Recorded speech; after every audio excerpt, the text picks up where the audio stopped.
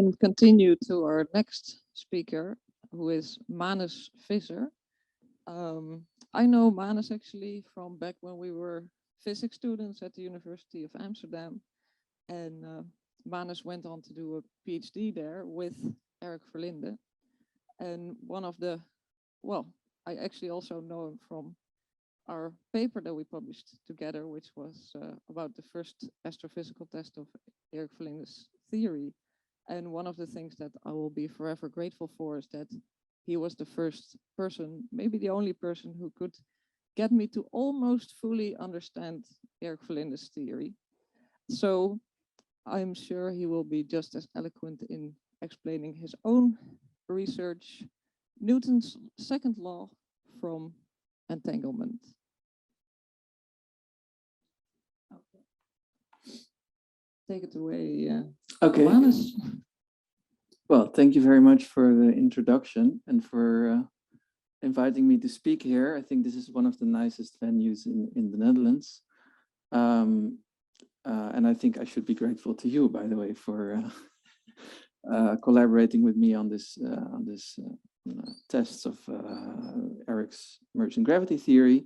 So today I want to talk about a new derivation of Newton's second law from entanglement. So this is work in progress with Erik Verlinde. And the idea is that this is a refinement of his article in 2010, put into a new language, namely the language of quantum information and entanglement entropy. So it will be a bit more technical, I think, compared to Eric's talk, but try to bear with me. So to start with, I would like to describe a bit emergent gravity, what emergent gravity is, in my point of view. So you can define it as the fact that gravitation is due to a collective action of dynamics of more fundamental non-gravitational degrees of freedom. So in a emergent gravity model, I think you should answer three questions, namely, what phenomena is emergent at a macroscopic level? What does it emerge from at a microscopic level? And what kind of emergence is happening? So through what principle? So in the case of emergent gravity, what is emergent is really GR or some modified theory of gravity. So in particular, the metric, geodesic motion, the Einstein field equations, the manifolds, and it should emerge from some microscopic theory, which, well, we have some examples of that, for instance, in holography, which I call atoms of spacetime. And then the type of emergence that we really have to figure out. And well, Eric's idea is that this is due to some entropic reasoning. This will also play a role in my talk. So much of research in the past 10, 20 years has focused on deriving the Einstein equations from a microscopic theory. However, since through the equivalence principle, inertia is connected to gravity, it should also be derived from a more basic microscopic principle. And in fact, if you don't have gravity, there's still inertia, there's still motion. So even without gravity, inertia should still be emergent. And in high school, we learned that Newton's second law, F equals ma, is a fundamental law of nature, whereas we claim it's not. It can be derived from some more fundamental principles, namely the principles of quantum entanglement. So what is quantum entanglement? Well, if you have a bipartite system, a quantum system, consisting of subsystem A and subsystem B, which is this, so the entire system is described by some density matrix, then you can divide the Hilbert space into these two parts and trace over one part, for instance, trace over the B, so that you have a reduced density matrix, which purely describes subsystem A. Then you can associate an entanglement entropy or a von Neumann entropy to this subsystem A, which is equal to minus trace rho log rho. Now, an important identity that applies to this entanglement entropy is the so-called first law of entanglement. And you can think of it as a quantum version of the first law of thermodynamics. So if you perturb the state slightly, so if you do a first order perturbation of the density matrix, so you have a delta rho, then the change in the entanglement entropy is equal to the change in the expectation value of this operator K. And the name of this operator is the modular Hamiltonian, and it's defined as roughly the logarithm of the reduced density matrix. So the reduced density matrix is some normalization 1 over Z times e to the minus K, where K is this modular Hamiltonian. Okay, so we're going to use this first law of entanglement. And you can think of K as roughly some kind of energy, or yeah. And actually, in the case of thermal states, this turns exactly into the first law of thermodynamics. So it's a more general formula. Okay, so now how are we going to derive Newton's second law? Well, there's a nice fact about Riemannian manifolds is that space-time looks flat at every point. So locally, at a particular point, the metric is really just Minkowski metric. This means that in a small neighborhood around this point, space-time looks roughly flat. It's not exactly flat because there's some curvature, but you can approximate it as some flat region. And now you can create a horizon, a so-called acceleration horizon or a Rindler horizon. So an observer who accelerates has a horizon, which is called a Rindler horizon. So you do this really locally around a point. And this point is kind of the middle of this diagram. There, this point. And this is the horizon, and the accelerating observer follows this time-like path.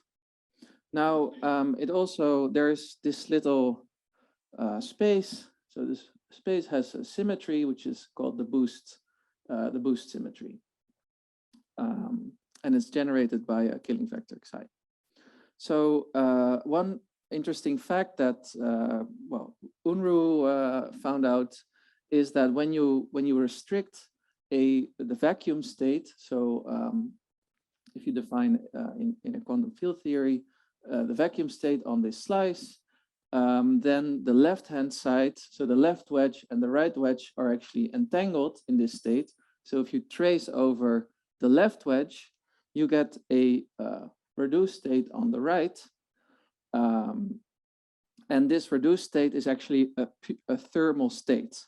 And the temperature of this state is the Unruh temperature.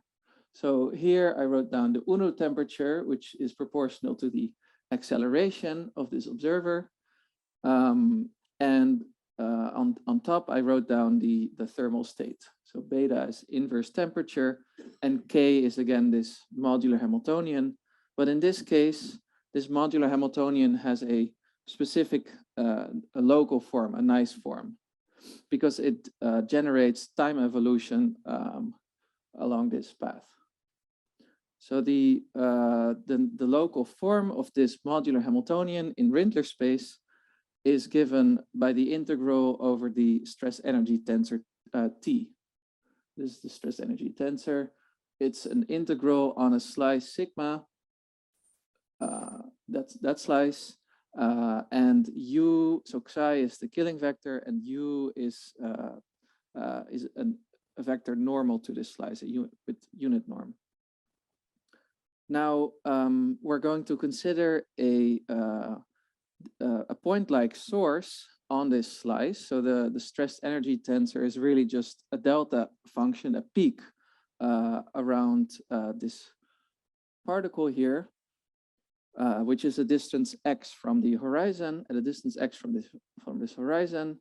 And if you plug in this formula into this this integral and you compute, then you get that the change in the expectation value of K is proportional to the mass, which is little m, times the norm of psi. And in this Rindler space, you can compute the norm of psi. This is maybe a bit technical, but it is actually equal to the distance times the acceleration. And this is because really the time component of Rindler space is exactly that. So it's xi times a, and there's a square root. So, okay. So now we're going to compute the force. So I'm assuming that the force has some entropic origin. So it's equal to T ddx of delta S. And if you use the first law of entanglement, which in this case really looks like the first law of thermodynamics. So T is the Unruh temperature, and S is the change in entanglement entropy, and delta K expectation value is the thing I computed on the previous slide. And I'm also going to plug in the computation I did on the previous slide, which is the fact that this change in energy is m times x times a. So now if you just combine these three formulas, you take the derivative, it's very simple. You get F equals ma. So to conclude, I've given a universal derivation of Newton's second law, which really holds locally at every point in space-time. It holds for any acceleration and any mass. And it follows from the entanglement entropy of vacuum fluctuations. And I should note that in quantum field theory, usually the entanglement entropy of the vacuum is divergent because there are many UV degrees of freedom between these 2 points. But since we're considering the change with respect to the vacuum, these divergences cancel and the entropy is actually finite. So the main message of my talk is that F equals ma is emergent, and it can be derived from entanglement. Now, to end, I would like to pose an open research question, which Eric is also thinking about. Here, we really derived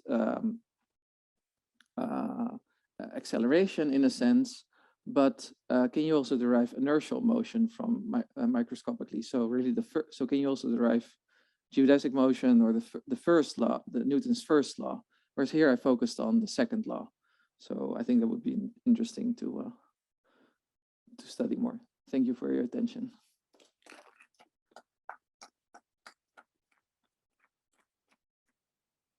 Thank you. Are there any questions? Yeah, go ahead. Yeah, I see one on the left, or well, my left.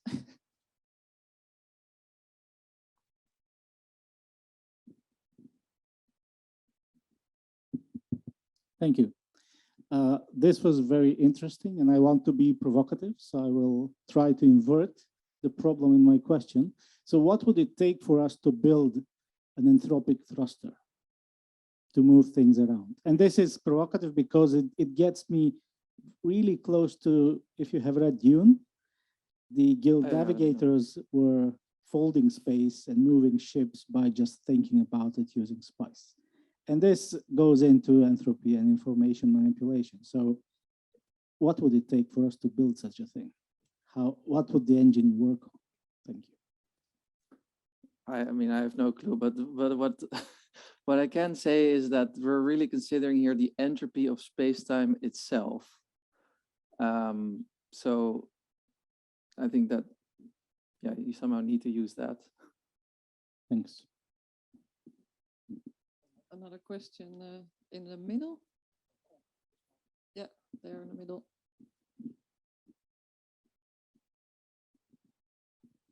So maybe you answered this already, but just that I understand. So you start from Minkowski spacetime, and you consider an accelerating frame, so you get a Rindler wedge, and you get this FSMA.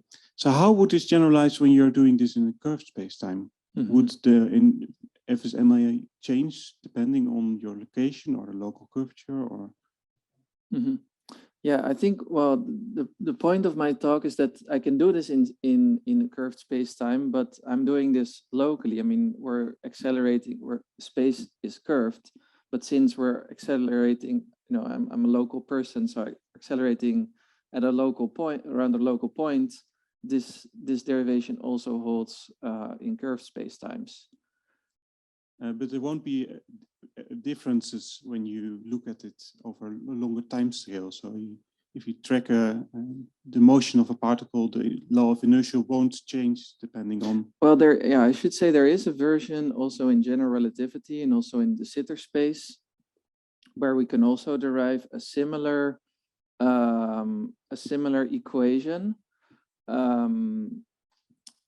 which holds in general relativity, but it only applies to very specific setups to spacetimes with some time-like symmetry. So, for instance, a stationary black hole, a Schwarzschild black hole, and de Sitter space, which both have a horizon.